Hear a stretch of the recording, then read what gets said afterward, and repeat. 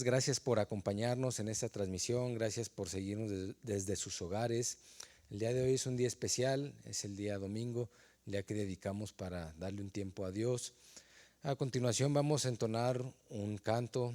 Sería bueno que se reúnan juntos como familia, que esta transmisión la puedan seguir juntos, se puedan tener un tiempo como familia en el cual podamos disponer nuestros corazones y alabar a Dios, porque Dios ha sido bueno con nosotros, nos ha librado de esta situación, del coronavirus, de contagios, de tantas cosas difíciles. Entonces yo creo que todos tenemos un motivo por el cual estar agradecidos y poder alabar a nuestro Dios. Este es el día que hizo el Señor, iglesia, para alabarle, para exaltarle. Así es que te invito que ahí donde estés, en tu lugar, en tu casa, puedas ponerte de pie, reunir a tu familia y vamos a exaltar al Señor con este canto. Vamos a alabarle con todo nuestro corazón.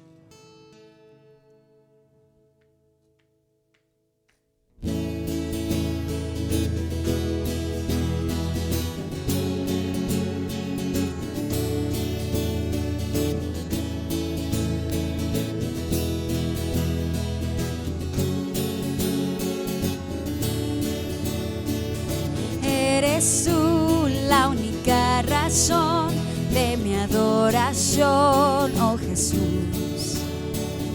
Eres tú la esperanza que anhelé tener, oh Jesús. Confío en ti, me has ayudado, tu salvación me ha regalado. Hoy hay gozo en mi corazón, con mi canto te alabaré,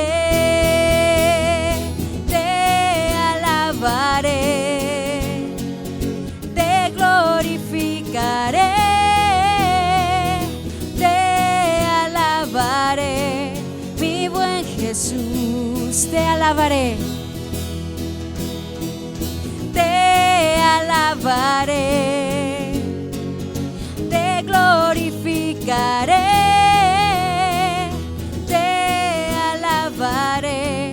Mi buen Jesús, eres tú la única razón de mi adoración, oh Jesús.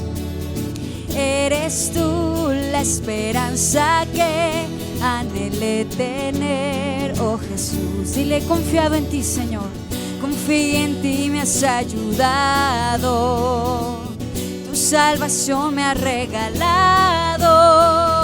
Hoy hay gozo en mi corazón, con mi canto te alabaré, te glorificaré, te alabaré, mi buen Jesús. Te alabaremos, Señor, te alabaré, te glorificaré, te alabaré, mi buen Jesús. En todo tiempo, Señor, queremos exaltar tu nombre. De día, de noche, Señor, nuestros labios sean fruto de alabanza. En todo tiempo te alabaré. Oh, en todo tiempo te adoraré. Dile una vez más: en todo tiempo. En todo tiempo te alabaré. En todo tiempo te adoraré. Te alabaré, te glorificaré, te alabaré, mi buen Jesús. Te alabaré,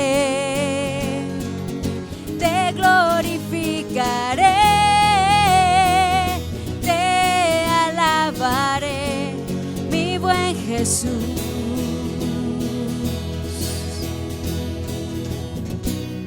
Amén. Que tu nombre sea exaltado por siempre, Señor. Pues ahora sigue un tiempo muy especial. Tenga a la mano todos sus materiales, su Biblia, su cuaderno, su pluma, porque en este tiempo vamos a escuchar la palabra de Dios. Nuestro pastor tiene una palabra que va a ser de bendición para nuestras vidas. Yo no tengo la menor duda que Dios va a hablar a su corazón y va a poder traer bendición a su familia, a su circunstancia. Vamos a hacer una oración para que Dios prepare nuestro corazón para recibir esta palabra. Gracias, Señor, por este día, porque tú tienes en tus manos la situación que actualmente estamos viviendo. Gracias, Señor, porque el día de hoy tú vas a hablar a los corazones de cada familia de Renovación. Gracias porque tú vas a traer ese consuelo y esa palabra útil que nos va a hacer crecer en nuestra fe y poder salir victoriosos en esta temporada de coronavirus. Amén. Qué bendición podernos encontrar de nuevo a través de este medio, a través de este formato y poder llegar hasta sus hogares, poder llegar hasta donde usted nos pueda ver en esta ocasión.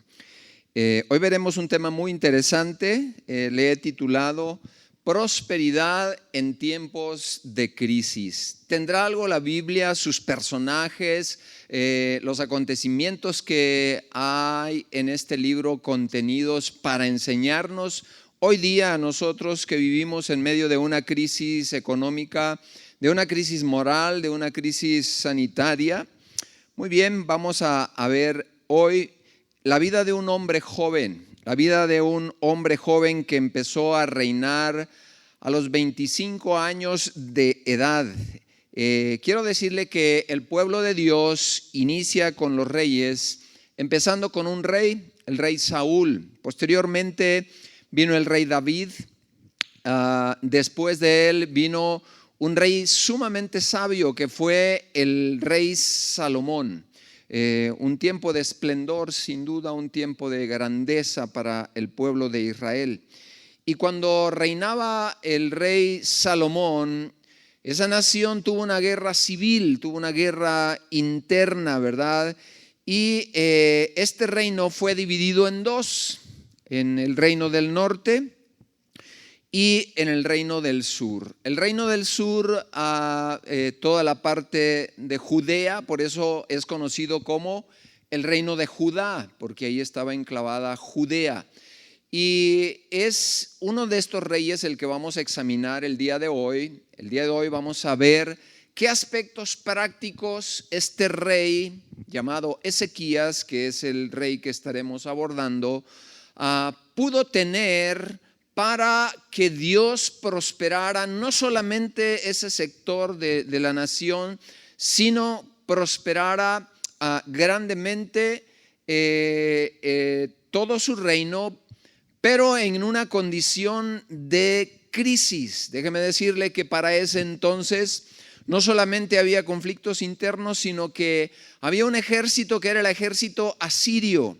El ejército asirio ya había sitiado al reino del norte y lo había conquistado. ¿Qué seguía? ¿Cuál era el siguiente paso de este rey asirio? Pues era conquistar el reino del sur. Ahí es donde entra. Después de 3 años de estar reinando este rey Ezequías, viene una gran crisis, en este caso una crisis política, ¿verdad? Porque ya la nación estaba siendo oprimida por este ejército asirio. ¿Qué haría un hombre así? ¿Qué haría un dirigente así? Pero déjeme decirle que no solamente eso. Él había tenido un rey que había dejado por lo menos el reino de Judá un verdadero desastre, una situación crítica, una situación sumamente adversa cuando él sube al trono, cuando él sube en su reinado. Tiene un gran desafío, y este gran desafío era que había que enderezar las cosas. Ezequías se levanta entonces como un rey recto y justo, y déjeme decirle que todavía tiene más mérito este hombre joven cuando empezó a reinar, porque quien había reinado anteriormente había sido su padre. Su padre, el rey Acaz, no había hecho bien las cosas. Y este hombre, su hijo, sube al trono y empieza a manifestar un corazón diferente al ejemplo que había tenido de su padre, a la situación que apremiaba. La situación que apremiaba requería un calibre, requería una respuesta a la altura de las circunstancias. Así que Ezequías tuvo la talla, la estatura, y hoy veremos de qué manera pudo prosperar su reino en medio de una verdadera crisis. Vamos a ir a la palabra de Dios. Vamos a ir, por favor, a este libro, a la palabra de Dios, en segundo libro de Reyes, capítulo 18, versos del 3 al 6. Dice aquí la palabra de Dios. Quiero decirle antes de leer esta porción que este gobernante, este hijo del rey Acaz, tenía que prepararse ante esta crisis y ante esta situación que se avecinaba. Y se puso a trabajar. Lo primero que vemos en él es que él trabajó haciendo lo recto ante Dios y ante los hombres. ¡Qué coincidencia! Una llave poderosa que puede abrir ventanales, que puede abrir puertas increíbles. Eso fue lo que hizo este rey. Él pudo manifestar rectitud delante de Dios y delante de los hombres. Dice la Escritura, vayamos pues a la Escritura, segundo libro de Reyes 18, del 3 al 6. Dice, hizo lo recto ante los ojos de Jehová, conforme a todas las cosas que había hecho David. Al rey David, por generaciones, le llamaban padre. Y dice así la Escritura, que había hecho David su padre, ¿verdad? Dice que él quitó los lugares altos de adoración, quebró las imágenes, cortó los símbolos de la diosa Acera e hizo pedazos la serpiente de bronce que había hecho Moisés. ¿Por qué? Fíjese bien, ¿por qué hizo eso? En particular sobre estas serpientes de bronce. Dice porque hasta entonces le quemaban incienso los hijos de Israel y la llamó Nehustán. En Jehová Dios de Israel puso su esperanza. Él puso su esperanza en Jehová, el Dios de Israel. Ni después ni antes de él hubo otro como él entre todos los reyes de Judá, porque siguió a Jehová y no se apartó de él, sino que guardó sus mandamientos que Jehová prescribió y dijo a Moisés. Quiero decirle que esta es una radiografía de la condición del inicio de este hombre joven que empieza su reinado aproximadamente a los 25 años de edad, que sube al trono del sur de Israel en medio de una gran opresión. Así que prospera grandemente.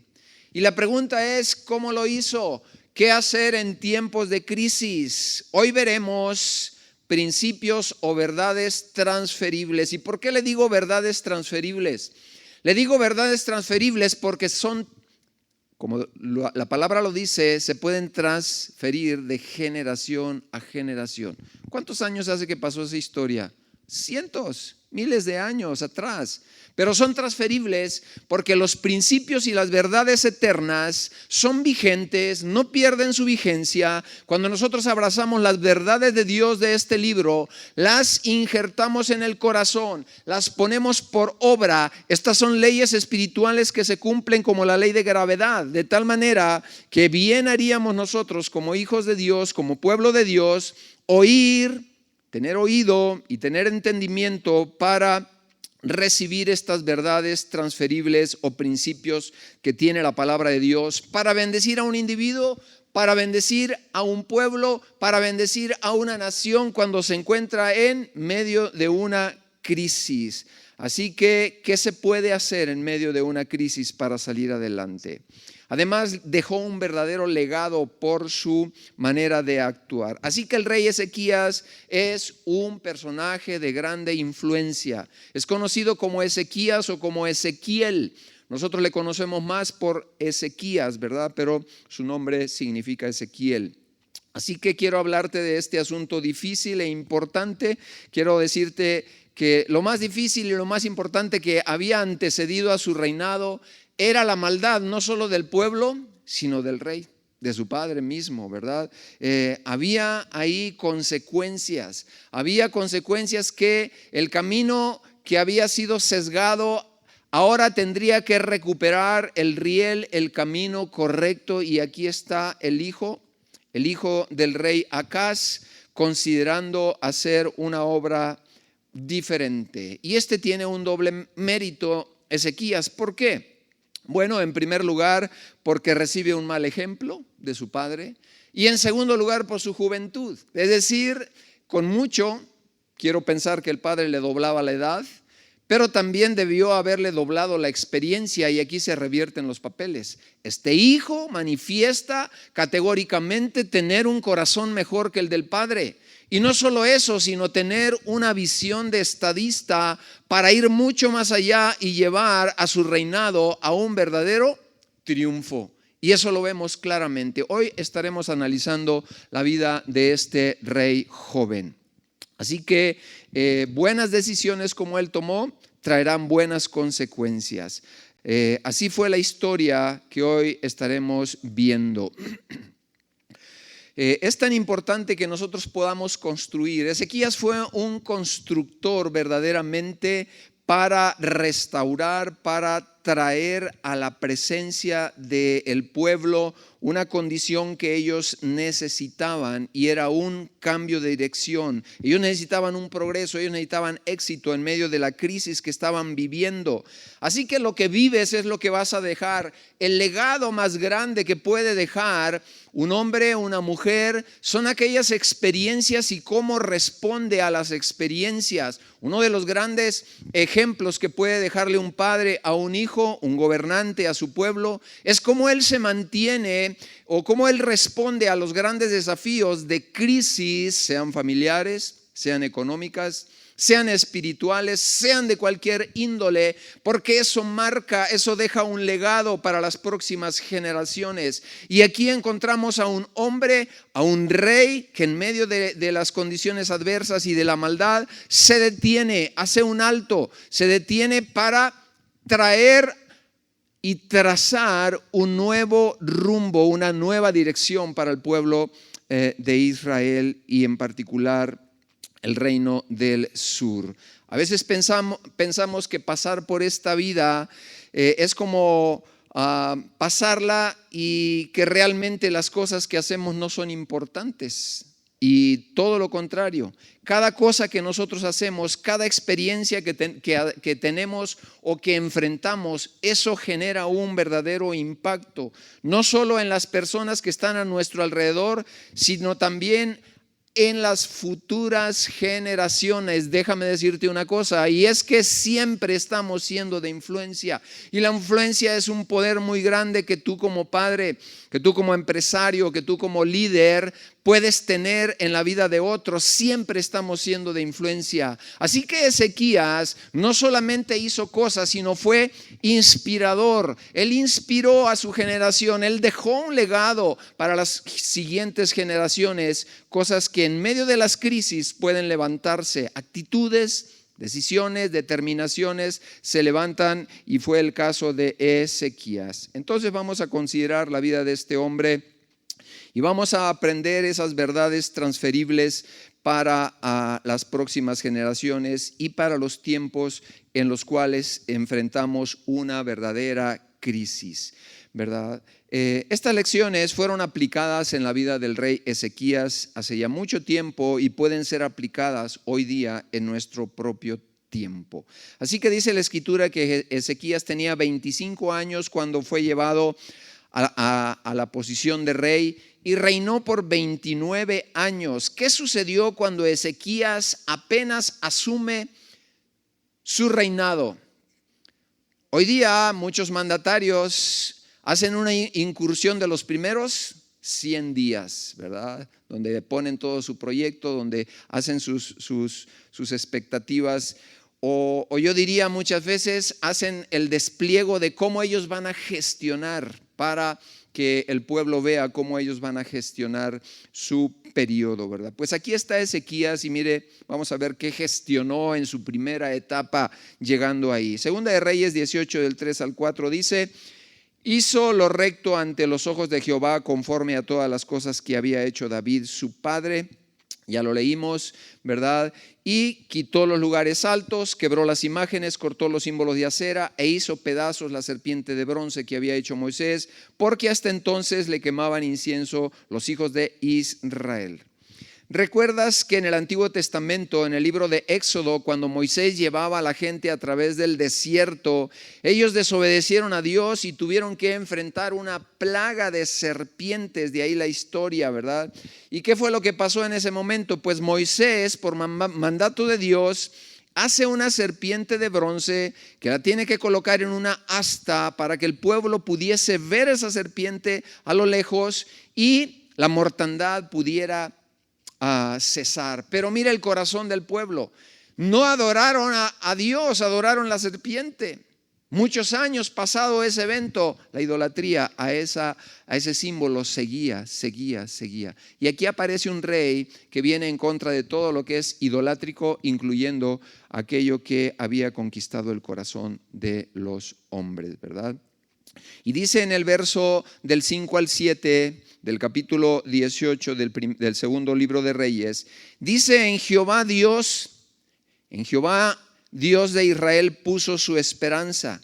Ni después ni antes de él hubo otro entre los reyes de Judá, porque siguió a Jehová y no se apartó de él, sino que guardó los mandamientos que le había dado a Moisés. Así que Jehová estaba con él, donde quiera que él iba y salía y entraba, él prosperaba. Él se rebeló contra el rey de Asiria y no le sirvió. Recuerde que la amenaza era inminente. Venía ya el rey de Asiria a toparse y querer conquistar al reino del sur. Así que todo lo que este rey hacía, Ezequías, tenía éxito. Esto es muy importante y valioso, ya que Ezequías vivió ese tiempo tan difícil y él reinó durante todo ese tiempo, en el tiempo donde Asiria estaba conquistando el mundo. La primera lección que vamos a abordar es la siguiente: es que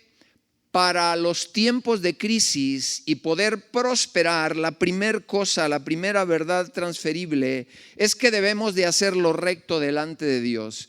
Delante de Dios y delante de los hombres, aquí encontramos la postura vertical de la cruz y la postura horizontal de la cruz. Siempre el primer gran mandamiento: amar a Dios con todo tu corazón, con toda tu alma, con todas tus fuerzas. Pero no puedes amar a Dios y estar mal con tu prójimo. En la parte horizontal de la cruz es la conexión, es la relación y es la demostración de cuánto Dios hay dentro de tu corazón y cuánto trabajo Dios ha hecho dentro de tu corazón, cuánto depósito de Dios eres para otros. Así que aquí encontramos a este rey haciendo lo recto delante de quién, de Dios, pero también delante del pueblo. Y finalmente vamos a ver cómo prosperó de una manera increíble, de una manera formidable el reino del sur. Así que había una casa descuidada, había una casa caída.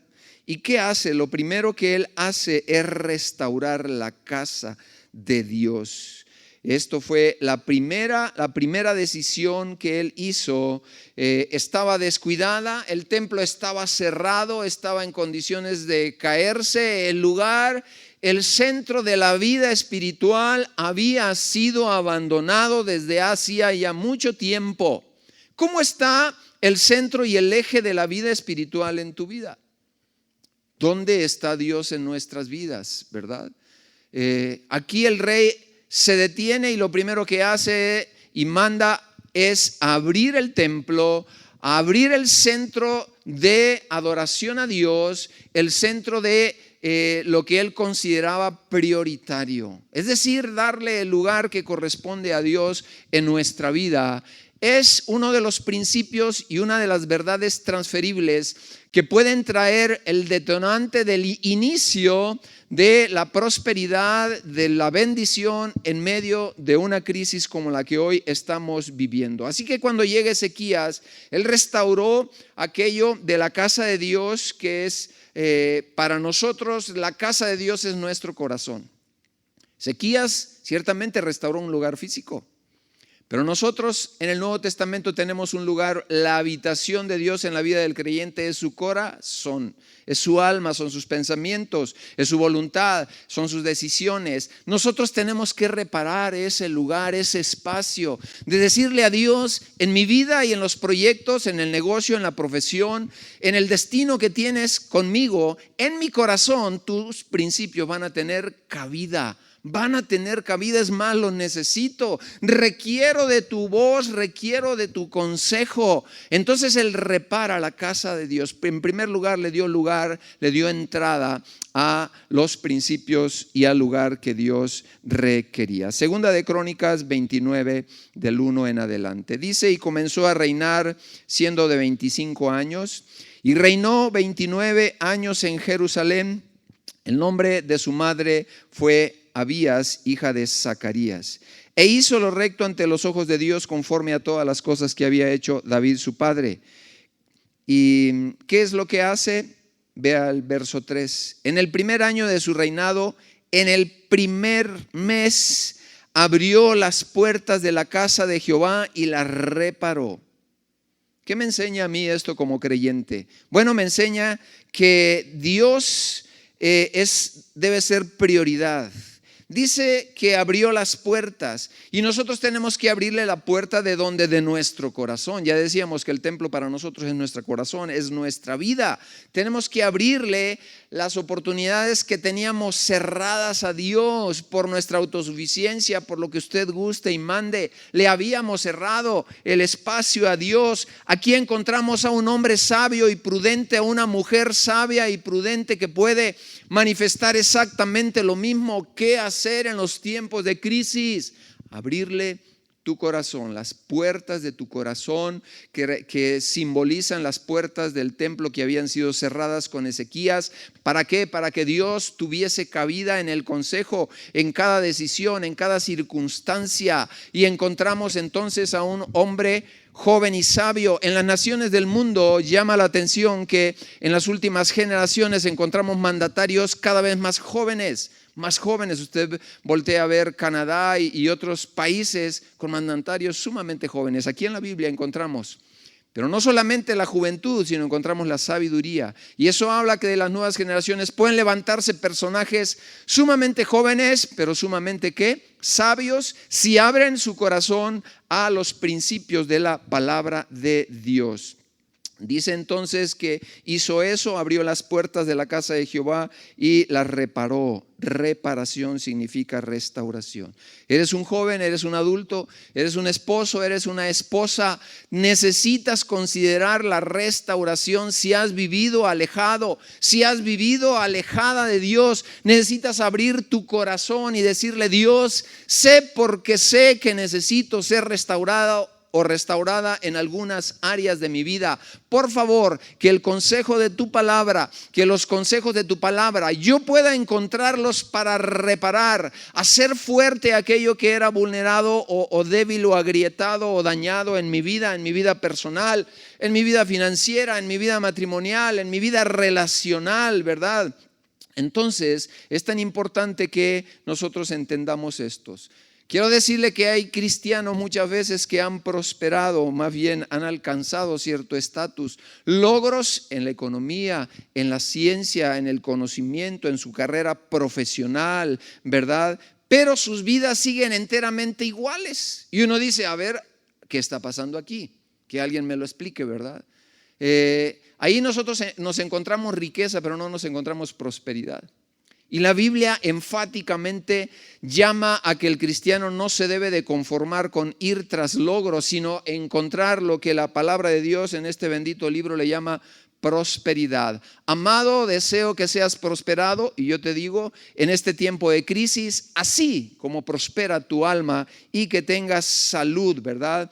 ¿Y por qué puede la persona tener logros y no tener prosperidad? Bueno, pues muchos cristianos no le han permitido a Dios restaurarlos y sanarlos. No han permitido que Dios haga el trabajo fino e interno en su corazón, ¿verdad? Viven a su manera, resuelven los problemas a su manera, y la manera es lo mismo que el mundo, ¿verdad? Y lo que Dios diga, pues me interesa muy poco, ¿verdad? Así hablan algunos, o así definen algunas personas, ¿verdad? El estilo de vida que quieren vivir. Así que el creyente que quiere vivir una vida próspera debe de abrirle las puertas a su corazón y sobre todo al consejo de la palabra de Dios, sin darle más concesiones a lo que el mundo, a la cultura dice, sino al peso de la palabra de Dios. Entonces esa fue la primera verdad transferible. La segunda verdad transferible que encontramos y que llevó al reinado de Ezequías a un tiempo de prosperidad. Vaya conmigo a segundo libro de Crónicas 29, segundo libro de Crónicas 29 del 4 al 5. Mire lo que hace. Dice la escritura, e hizo venir a los sacerdotes y levitas, los reunió en la plaza oriental y les dijo, oídme levitas, es decir, óiganme aquellos que han servido antes a Dios. Escúchenme, iglesia, escúchame, renovación. Les dice claramente, les dice, santificaos ahora y santificad la casa de Jehová de vuestros padres y sacad del santuario toda la inmundicia. Vamos a sacar la podredumbre, le está diciendo el rey. Y está hablando con los que servían a Dios. No está hablando con gente impía, está hablando con aquellos que conocían la casa, que ministraban en la casa. A ellos les está hablando. ¿Por qué? Porque tiene que empezar por la casa. Tiene que empezar el cambio, el juicio, la transformación por las cuatro paredes en nuestros hogares. Te estoy hablando a ti que eres jefe de hogar, papá, eres el sacerdote, eres el pastor de esa casa. Dios dice, saca toda la inmundicia. ¿De dónde? Del templo. El templo es tu corazón, el templo es tu vida, es tu integridad, es la rectitud. Este hombre empezó con el pie derecho porque lo primero que hizo énfasis en su reinado fue la rectitud, la pureza moral. Les dice, los llama y les dice, santificaos ahora. No tengan concesiones con la maldad, no tengan concesiones con aquellas cosas que afectan su vida personal, su vida familiar. No tengan concesión alguna, ¿verdad? En el verso 5 les dice, oídme levitas, santificaos ahora y santificad la casa de Jehová, el Dios de nuestros padres, y sacad del santuario la inmundicia. Aquí aprendemos este otro principio que hace prosperar la vida de las personas, de los pueblos, de las naciones, ¿verdad? Es echar fuera la maldad. Todo lo negativo, todo lo que había crecido, todo lo que era deshonesto, el chisme, la crítica, el juicio, la doble vida, vivir vidas de apariencia, de hipocresía, solamente el resentimiento, los malos hábitos, todo ello. Veamos cómo estaba la casa, que es una radiografía, cómo puede estar nuestra vida también. Dice, y entrando los sacerdotes dentro de la casa de Jehová, estoy en segundo libro de Crónicas 29, 16, entraron para limpiarla y sacaron toda la inmundicia que hallaron en el templo de Jehová, al atrio de la casa de Jehová, y de ahí los levitas la llevaron al torrente de Cedrón. El torrente de Cedrón era un arroyo, era un río, de tal manera que la inmundicia se fuera y no volviera. Aquí encontramos una aplicación práctica para nosotros, y es la determinación de aquellos malos hábitos, de aquellas circunstancias negativas que podemos ver en nuestras vidas. Debemos de tomar una decisión de una vez y para siempre, de no volver, de cortar eso de tajo y no volver a practicar, de no volver a tener concesiones con aquello. Dice el verso 17, comenzaron a santificarse el día primero del mes primero, Y a los 8 del mismo mes vinieron al pórtico de Jehová y santificaron la casa de Jehová en 8 días, y en el día 16 del mes primero terminaron. Entonces, verso 18, vinieron al rey Ezequías y le dijeron: ya hemos ¿qué? Limpiado toda la casa de Jehová, el altar del holocausto, todos los instrumentos, la mesa de la proposición y todos los utensilios. La casa estaba llena, estaba abandonada, estaba llena de inmundicia. ¿Requirió un esfuerzo? Sí. ¿Requirió una determinación? Sí. ¿Requirió una visión? Sí. Pero requirió un líder, que fue en este caso el rey Ezequías, que dijera: vamos con todo. Si tenemos que limpiar, tendremos que ponerle un costo, una inversión, pero tenemos que hacer todo lo que se necesite para caminar en otra decisión. Tal vez tu vida, tal vez tu familia, tal vez tu carrera, tal vez tu profesión requiera un nuevo sesgo. Que traces un rumbo de integridad, de rectitud y de una visión diferente. El Señor te está llamando este día, porque vivimos tiempos donde las crisis son grandes oportunidades, y aquí encontramos a un hombre ilustre que de la crisis hizo una gran oportunidad. Al final vamos a ver la cantidad de cosas que Dios le permitió lograr y la gran prosperidad que vino a su vida, porque empezó bien, continuó bien y terminó bien. Así que ciertamente el creyente quiere vivir una vida próspera, pero no quiere arrancar el pecado. ¿Qué tal con la pornografía? ¿Qué tal con este tiempo de confinamiento, donde páginas de pornografía han quitado candados para que la gente se llene de inmundicia, ¿verdad? Estudios que se han hecho sobre esta área es que ha habido mucho más cantidad, pero en miles y millones de gentes en las naciones, de exposición a páginas tremendas que traen suciedad, que traen ataduras y que traen inmundicia al corazón. ¿Cuánto tiempo pasas en internet? ¿Cómo lo usas? ¿Cómo administras tus ojos? ¿Cómo administras tu corazón? ¿No crees que la pureza la puedas vivir en un mundo infectado, podrido, perdón por la palabra? ¿Cómo vivir sano en un mundo tan enfermo? Dice la Escritura que este hombre lo pudo hacer. Y es un llamado para nosotros como hijos de Dios. Traemos un cubrebocas para no contagiarnos o no contaminarnos de COVID. Pero yo te digo, ¿qué cubrebocas le pones a tu alma? A tus pensamientos, a tus emociones, a tu voluntad, a lo que ves, a lo que escuchas. ¿Cómo usas tu lengua cuando dañas a otros? Cuando practicas el deporte favorito de mucha gente, que es el chisme, la murmuración, la crítica. ¿Y eso qué? Claro que eso tiene que ver con la rectitud o con la corrupción del corazón. De ahí vienen. La corrupción viene de la condición de tu corazón y del mío, ¿verdad? Tenemos que cuidar esto. Entonces, en segundo lugar, ya decíamos, sacó la inmundicia del templo, sacó la inmundicia. ¿Qué otra verdad? La tercera verdad que permitió que esa verdad transferible, y vuelvo a decir transferible porque esto puede pasar de generaciones a generaciones, la tercera verdad transferible que encontramos en la vida de Ezequías es que él enseñó a sus propios ministros la razón del fracaso de sus antecesores, incluyendo a su padre. En el caso de su padre. Así que Ezequías aprendió ¿de qué cosa? De los errores de otros. Te hablo a ti, joven, que estás empezando.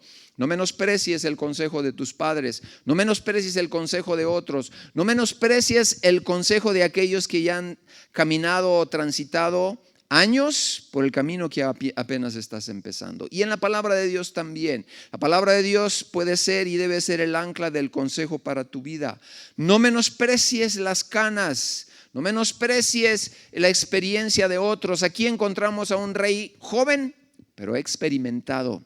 Él supo apreciar, aquilatar, él supo darle el lugar a aprender de los errores de otros, de lo que había fracasado la vida de su padre, lo que había hecho un desastre del reino del sur. Él dijo: no, yo no voy a caminar por ahí. Qué importante es que nosotros aprendamos de los errores ajenos y lo tomemos muy en serio. Segunda de Crónicas 29:6, aquí es donde hace esta reflexión este rey y la enseñanza. Dice: porque nuestros padres se han rebelado.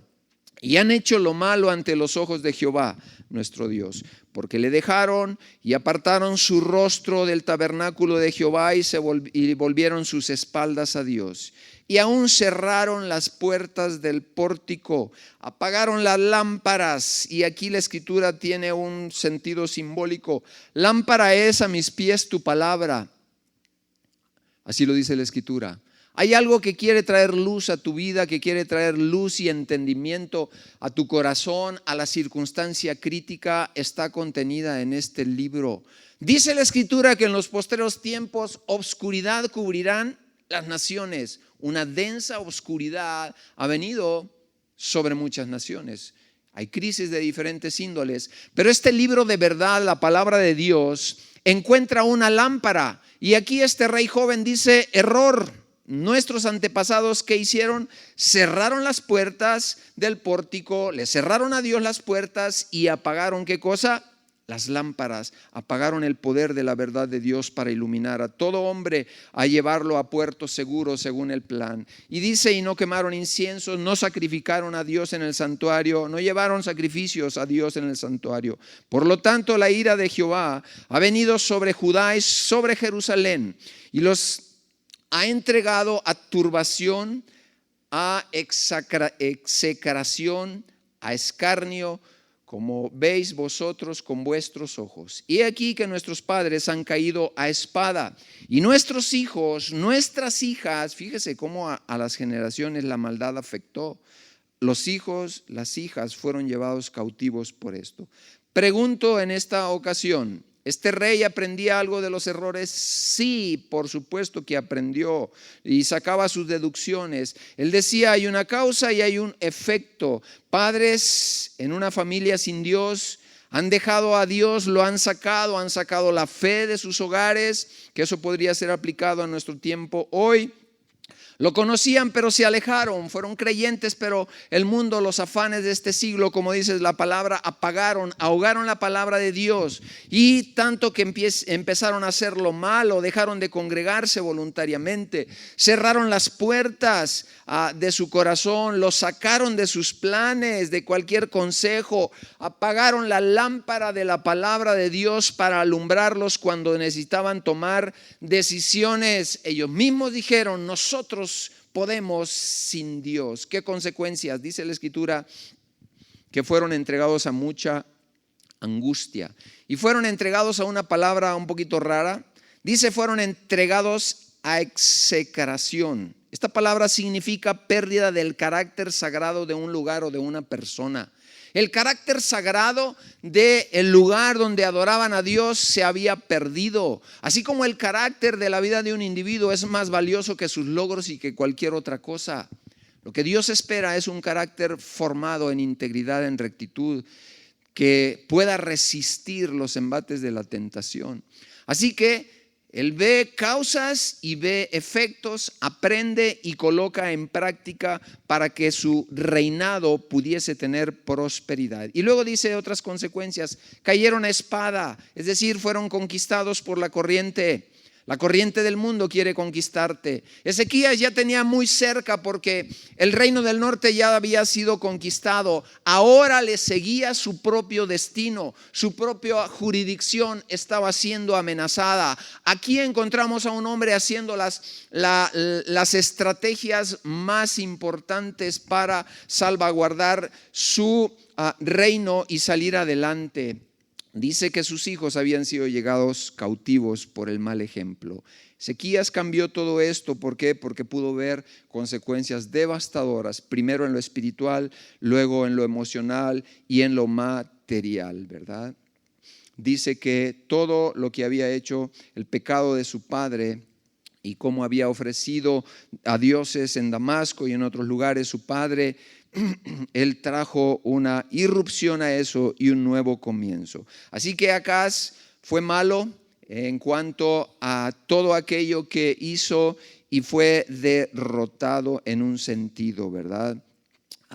Aprendió Ezequías de lo que pudo haber hecho mal su padre para no hacerlo, ¿verdad? A los 25 años Ezequías recibe entonces su reino en un verdadero desastre, y aquí encontramos verdades que empieza a colocar, transferibles que pueden ser para nuestra vida también. Así que tenemos que aplicar estos principios en este tiempo, en estas circunstancias adversas, en este tiempo difícil en nuestra vida. La cuarta verdad transferible y la última es que Ezequías hizo un pacto con Dios. Un compromiso de que no se iba a mover, pasara lo que pasara, de las convicciones espirituales y de la rectitud que él había optado como elección. Es decir, no habría acuerdos, sobornos de ninguna índole que le harían moverse de la convicción que él había adquirido delante de Dios. Aquí vemos la integridad de un hombre de una sola pieza. Se requiere integridad en los tiempos de crisis, por supuesto, para enderezar una nación como la nuestra, afectada, dañada por homicidios, por el crimen, por tantos cárteles, feminicidios por donde quiera, de esa gente desaparecida. Es decir, una condición desastrosa, muy terrible. Aquí encontramos a un hombre que se para y no tiene concesiones, ni para la maldad, ni para la corrupción en ningún sentido. Y Dios lo respalda de una manera increíble, de una manera sorprendente. Mire lo que dice cuando él hace el pacto en el segundo libro de Crónicas 29:10. Dice: ahora pues yo he determinado. Era un hombre con determinación. La determinación no es comparable con ningún otro rasgo de carácter en cuanto a alcance de logros y de metas se refiere. La determinación es indispensable. Hay gente que solo por haber desarrollado esa cualidad, la cualidad de ser una persona determinada, logra los alcances que ni la ciencia, ni los títulos, ni las especialidades pueden otorgarle a un individuo, sino el propio desarrollo de la disciplina, de la determinación los llevará tan lejos y tan alto como ellos o ellas se determinen a alcanzar aquello. Dice: yo he determinado hacer un compromiso, un pacto con Dios, el Dios de Israel, para que se aparte de nosotros todo lo malo. Dice: el ardor de su ira. Hijos míos, no os engañéis ahora. Esta es una palabra para ti, es una palabra para mí. No te engañes en este tiempo de crisis o de dificultad. Se puede salir adelante, y aquí tenemos un ejemplo claro, evidente y sin más. Él alcanza sin más condiciones, sino la determinación, haberse acercado a Dios. Dice: hijos míos, no os engañéis ahora, porque Jehová os ha escogido a vosotros para que estéis delante de Él y le sirváis y seáis sus ministros, y que adoren a Dios y traigan ofrenda. Así que el pacto que él hizo es una renovación de votos. Para superar las crisis es importante gente determinada. Y para muestra basta un botón de todo lo que este hombre alcanzó, todo lo que él alcanzó, ¿verdad? Quiero que vaya conmigo y ponga mucha atención a segundo libro de Crónicas 32, 27 al 30. Mire lo que alcanzó este hombre, con verdades transferibles y con principios que hoy día los podemos tomar en nuestras cuatro paredes, en nuestros hogares, empezando por la familia, llevándolos hacia afuera en el carácter del individuo, en el carácter del varón, en el carácter de la mujer. El haber colocado cada una de estas verdades en su lugar y haberlas practicado, le llevaron a este hombre a alcanzar lo que era imposible. Veamos lo que estos principios transferibles les llevó a alcanzar a este hombre. Usted se va a quedar asombrado, sinceramente.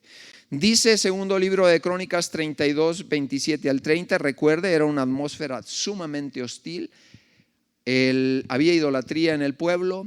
Había situaciones de crisis y amenaza de guerra, había carencia de muchas cosas, pero vea cómo se levanta este hombre por poner estos principios enfrente, practicarlos. Dice: y tuvo Ezequías riqueza y gloria. Estoy en el verso 27 del capítulo 32, segunda de Crónicas. tuvo riqueza y glorias, muchas en gran manera, y adquirió tesoros de plata y oro, piedras preciosas, perfumes, escudos y toda clase de joyas deseables. 28. Asimismo hizo depósitos, no solo vio por las cosas materiales. Mire la proyección social de este líder, de este gran líder. Dice asimismo, hizo depósitos o graneros para depositar ahí semillas, el vino, depósitos para el aceite, establos para toda clase de animales del campo de trabajo, ¿verdad? Para los ganados. Adquirió también ciudades. Wow, uno dice, ¿cuánto cuesta una ciudad, verdad? Adquirió ciudades, hatos o manadas enormes de ovejas, de vacas en gran abundancia, porque Dios le había dado mucha, ¿qué? Mucha riqueza. Ezequías cubrió los manantiales de Gijón, la de arriba, y condujo el agua hacia el occidente de la ciudad de David y fue prosperado. Es decir, hizo una obra de infraestructura, hizo un acueducto. ¿Para qué? Para que las ciudades importantes, en este caso, no tuvieran necesidad de agua. El agua es vital. Entonces dejó un legado, dejó un beneficio social, no solamente la riqueza que él pudo experimentar y la población, sino que deja un legado, deja una marca a las próximas generaciones viendo esos acueductos. Podrían decir, gracias que hubo un hombre llamado Ezequías, que hoy día disfrutamos de su favor. Usted y yo disfrutamos hoy día del evangelio, porque ha habido vidas que se han entregado, ha habido mártires en este país y en el mundo que han pagado el precio para que otros podamos tener vida y vida eterna, como dice la palabra de Dios. Entonces, quiero resumir todos los beneficios que le permitieron alcanzar estas verdades transferibles. En primer lugar, riqueza y honra. Mucha y en gran manera, dice aquí la Escritura, todos los tesoros, las piedras preciosas, etc. Número 2, construye estos graneros para almacenar semilla, para que no hubiese hambruna, para almacenar vinos, aceites, establos, etc. En tercer lugar, prosperó tanto que compró ciudades enteras, ovejas, vacas. ¿Por qué? ¿Por qué lo pudo lograr? ¿Por su propia fuerza? De ninguna manera, porque había y estaba agradando a Dios. Había agradado a Dios con sus decisiones, pero se mantuvo en el lugar. Hay una gran diferencia entre creer y mantenerse creyendo. Hay una gran diferencia en tomar decisiones y mantenerse firme en esas decisiones. Hay quienes toman decisiones solo de arranque, pero no se mantienen firmes. Y este es un principio. En Dios y en la palabra de Dios tenemos nosotros principios como los que estamos viendo ahora, que necesitamos abrazarlos, pero mantenernos. La vida no consiste como usted y yo la empecemos, sino cómo la vamos a ¿qué? A terminar. Y no se puede terminar bien cuando nosotros no nos mantenemos firmes en la palabra de Dios, no nos mantenemos firmes en las determinaciones. Ezequías es un ejemplo de un hombre determinado, de un hombre que no tuvo concesiones con la maldad, no tuvo concesiones. Y aquí vemos directamente proporcionar el beneficio, los logros, la prosperidad en medio de la crisis. ¿Por qué logró lo que logró? En primer lugar, restauró la casa de Dios. Enderezó lo torcido, restauró su corazón. Nosotros somos una síntesis y un compendio de errores que hemos tenido en nuestro pasado, pero si deseamos restaurar el corazón, el matrimonio y la familia, tenemos que empezar por ahí. Nos han antecedido mucha gente ilustre. Recuerdo yo la vida de Jonathan Edwards, predicador de 1750 aproximadamente, por ahí en el año 1750, en Estados Unidos, trayendo el enderezar de una nación, trayendo la colocación de principios en el corazón de los hombres. Es considerado como el teólogo más famoso de su tiempo, Jonathan Edwards, y él tiene un mensaje muy fuerte. Él predicó un mensaje llamado pecadores en manos de un Dios airado. Hombres pecadores en manos de un Dios airado. Sacudió esa nación. Hablo de Nehemías y hablo de Jonathan Edwards porque fueron hombres que dejaron un parteaguas. Tú y yo tenemos la posibilidad de ser de bendición en esta tierra y de abordar esta crisis en medio de una situación difícil con principios que la palabra de Dios lo deja aquí establecidos plenamente para que sigamos adelante y para que alcancemos aquello que Dios desea. Quiero terminar haciendo un resumen. En primer lugar, restaura tu casa. El primer principio para tener éxito en las crisis es la posibilidad de restaurar la casa. Restaura tus relaciones delante de Dios, con los tuyos, con los cercanos. Él lo hizo, restauró, enderezó lo que estaba torcido. La segunda verdad transferible es que Él no tuvo concesiones con lo malo. Él erradicó la inmundicia. ¿A qué cosas le das concesiones en tu vida? ¿Ante qué se doblan tus rodillas? ¿El dinero? ¿La tentación? ¿La sensualidad? Hay necesidad de una limpieza a fondo de tu alma, de tu conciencia, de tu interior. Sabes que Dios nos ha colocado un juez muy equilibrado, se llama la conciencia, y esa no la podemos evadir. Esa te dirá cuando las cosas están bien y cuando las cosas están totalmente mal. Ese es el juez más claro que hay dentro en tu interior. Muchas veces, y sobre todo en el creyente, es guiada esa conciencia por el Espíritu Santo. ¿Qué otra verdad? La tercera verdad transferible es que aprendió de los errores. ¿Qué tipo de persona eres tú? ¿Desechas el consejo de los ancianos? ¿Desechas el consejo de tus padres? ¿Te parece anárquico y fuera de tiempo el consejo de la Biblia, de la palabra de Dios, y la desechas también? Nehemías no. Nehemías atesoró todo lo que pudo y sobre todo el consejo de la palabra de Dios. En cuarto lugar, Nehemías hizo un pacto inamovible e inconmovible de que él no se iba a mover de la postura que él había tomado, y se esforzó. Oiga, para comprar ciudades, para construir un mega acueducto, claro que necesitaba esforzarse. Estos tiempos requerirán que usted se esfuerce. No todo es espiritual, tiene que ver también con esforzar nuestras manos y sudar para ir adelante y para tener logros y alcances en las metas. Qué inspirador es Ezequías. De grande inspiración para nuestra vida. Es un ejemplo de una vida que dejó un legado, de que inspiró y que dejó para el día de hoy, aquí en este bendito libro que es la palabra de Dios, principios y verdades transferibles. Primero hay que abrazarlas, y si Dios te concede oportunidad de sembrar en la vida de otros, pueden ser transferibles a otros, a tus hijos, a tu esposa, a tus amigos. Y yo espero en el Señor que tú y yo en este tiempo de crisis podamos hacer un alto y decirle: Dios, cuánto deseo, cuánto anhelo abrazar tus verdades. Inclina tu rostro, quiero orar por ti en esta hora. Recuerda, hay verdades transferibles que puedes abrazar y que puedes tomar para salir adelante en medio de estas crisis. Aquí solo tienes 4. Seguiremos escudriñando un poco la vida de Ezequías, porque este hombre tiene para mucho.